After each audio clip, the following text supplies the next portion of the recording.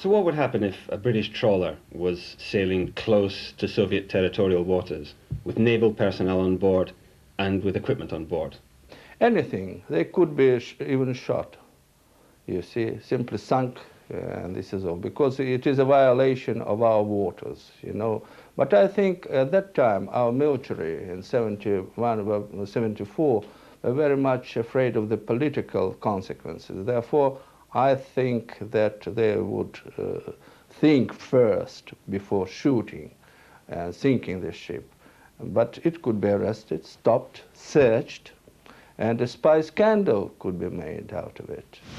And there were narrow escapes, as when the Arctic galliard set off again for the seas off Murmansk, specially equipped and carrying a team of 4 intelligence operatives, including Commander Brooks.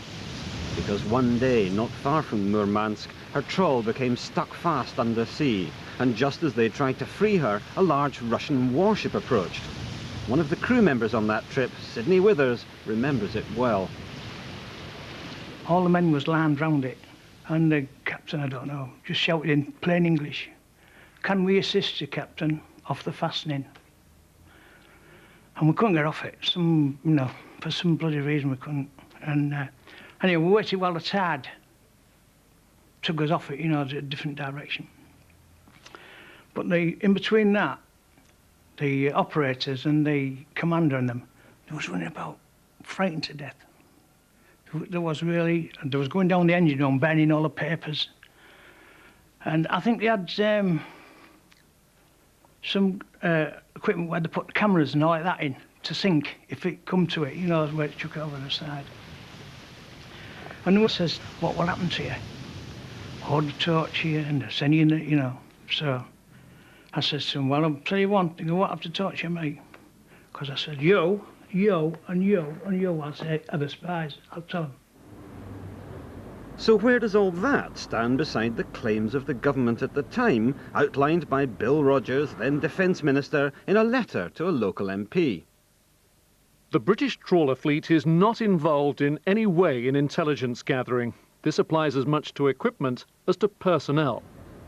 We went back to Bill Rogers, now Lord Rogers, and presented him with our evidence.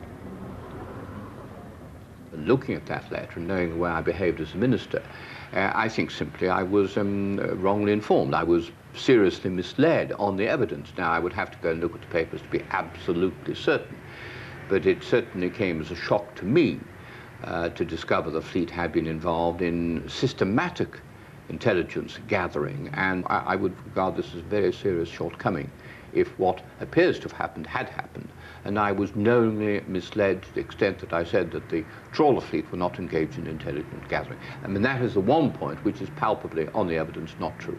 I think it's always very serious if officials mislead ministers. It's important that the intelligence services should be under political control, under the control of ministers, but if I was misled, I would take a very, very serious view indeed. Ironically, the local MP to whom Rogers wrote that letter is now the Deputy Prime Minister, John Prescott. He declined to be interviewed for this programme, but said the government would welcome and consider any new evidence that the programme can provide. The Ministry of Defence, in a statement to dispatches, denied that the Gaul had been involved in spying. They did admit that a very limited number of vessels assisted the government in specific intelligence gathering. But when asked where this left Lord Rogers' original claim that the trawler fleet was not involved in intelligence gathering, they said, in context, in 1974, it was a correct statement. We stand by it. We've been searching with the side-scan sonar now for 6 hours, and still we've found nothing which might be the wreck of the Gaul. Meanwhile, the sea is rising, and that's a problem. If we don't find a wreck soon, then the swell could make it impossible to use the remotely operated dive vehicle which carries our cameras. But then, at last, there's a breakthrough. Oh, I think it's coming up, something like that. We have something coming up? Yes, I think so. On the echo sender? Yeah.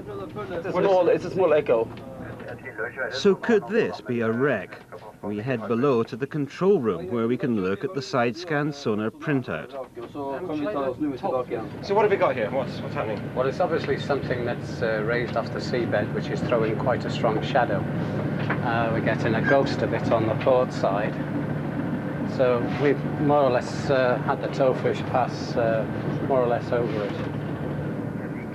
This is very good news, although for Carol Radford it brings mixed feelings.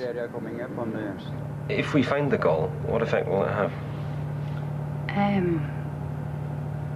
I think it'd be sad, but it will put a lot of people's minds at rest. It would sort of make you feel better in the end, I think. You know, the actual finding and it all coming about again would be awful, but it would help. It would help a lot. But to find out if this is indeed the Gaul, we're going to have to anchor and send down a remotely operated vehicle, or ROV. But we must move fast. The swell is continuing to rise, and if the seas get any higher, they could snap the ROV's umbilical cable, through which we control its movements and its cameras.